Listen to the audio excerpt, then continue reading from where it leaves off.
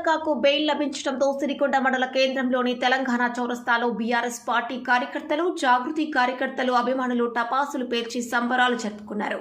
BRS party మండల అధ్యక్షుడు శ్రీనివాస్, జాగృతి convener Sai Charan, మాజీ ఎంపీపీ తోట రాజన్నాలు, దువ్వూరి సంతోష్ రెడ్డిలు కవితకు బెయిల్ లభించడంతో సంతోషం వ్యక్తం చేశారు. సందర్భంగా వారు మాట్లాడుతూ సంబరాలు జరుపుకున్న వారిలో బీఆర్ఎస్ పార్టీ మండల అధ్యక్షుడు Srinivas, vice MPP Thota Rajanna, Jagruthi convener Sai Charan, BRS party గ్రామ శాఖ అధ్యక్షులు దువ్వూరు సంతోష్ రెడ్డి, తేనేటి నర్సారెడ్డి, బూకరాజు, మాజీ సర్పంచులు పొండేండ్ల రమేష్, గంగాదాస్, సత్యానంద్, బులిచందర్, గంగా నర్సయ్య, నర్సారెడ్డి, ఎన్నం రాజారెడ్డి, పార్టీ కార్యకర్తలు భూషణ్ రెడ్డి, తోట బాలరాజ్, కనగందుల సతీష్ ప్రకాష్, చిన్నారెడ్డి, రామస్వామి గౌడ్, బీఆర్ఎస్ పార్టీ కార్యకర్తలు, జాగృతి కార్యకర్తలు పాల్గొన్నారు. గణేష్ గౌడ్, దృశ్యం రిపోర్టర్, సిరికొండ.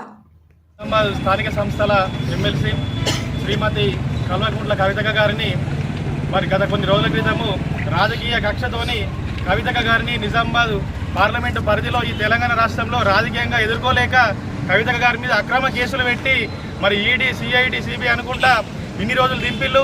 మరి నిజాయితీ ఈరోజు గెలిచింది. కవితక్క గారు వెళ్ళేటప్పుడు చెప్పిళ్ళు కడిగిన ముత్యాలుగా బయటకొస్తని. నేడు తెలంగాణ రాష్ట్ర ప్రజల ఆశీస్సులతోని కవితక్క గారు కడిగిన ముత్యాలుగా బయటకొచ్చిళ్ళు. మరి భారతదేశంలో జై మోడీ అనంటే నో ఈడీ అన్నట్టున్నది. మోడీ నై మోడీ అంటే ఈడీ కేసులు పెట్టి మరి భారతదేశంలో ఉన్న అన్ని పార్టీల నాయకులను మరి ప్రజాస్వామ్యాన్ని కూనియేస్తూ వేధిస్తున్నారు. మరి ఈ బీజేపీ ప్రభుత్వం వచ్చిన తర్వాతనే ఇలాంటి పరిస్థితులు జరుగుతున్నాయి. కానీ కవితక్క గారు తన నిజాయితీని నిరూపించుకొని ఎన్నిసార్లు విచారణ చేసినా కానీ కవితక్క గారు నిజాయితీ గెలిచింది. ఈరోజు విచారణ నుంచి కవితక్క గారు బెయిల్ తీసుకొని బయటకు రావడము బీఆర్ఎస్ పార్టీ నాయకులకు, కార్యకర్తలకు, మా జాగృతి నాయకులకు, కార్యకర్తలకు చాలా ఆనందంగా ఉంది. రానున్న రోజుల్లో తెలంగాణ రాష్ట్రంలో కవితక్క గారు మలుపు తిప్పే రాజకీయాలు చేస్తారని చెప్పేసి ఆశిస్తున్నాను. జై తెలంగాణ, నాయకత్వం, నాయకత్వం, జై కేసీఆర్, నాయకత్వం, నాయకత్వం, జై తెలంగాణ, జై కవితక్క, కేసీఆర్ గారి నాయకత్వం, భువన్న గారి నాయకత్వం.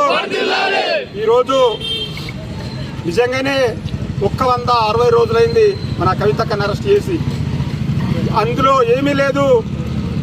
బీజేపీకి అడ్డుగా నిలబడుతుండని కేసీఆర్ ఆలోచనతో కేసీఆర్ని ఎట్లయితే తొక్కాలి సాధ్యం కాదు కాబట్టి ఒక బిడ్డను అడ్డం పెట్టి కేసీఆర్ గారి బిడ్డను అడ్డం పెట్టుకొని బీజేపీ దొంగలు, బీజేపీ వాళ్ళు వాళ్ళకు సాధక రాజకీయంగా ఎదుకోలేక దమ్ములేక ఈరోజు మన సిరికొండలో ప్రెస్ క్లబ్లో పెట్టిరు. ఒక ఆయన నిజంగానే నీకు సిగ్గుమానం ఉంటే రండి, చర్చకు రండి. ఎక్కడ మేము తప్పు చేసినామో మన కవితకు ఎక్కడ తప్పు చేసినామో మేము చర్చకు సిద్ధం ఉన్నాం.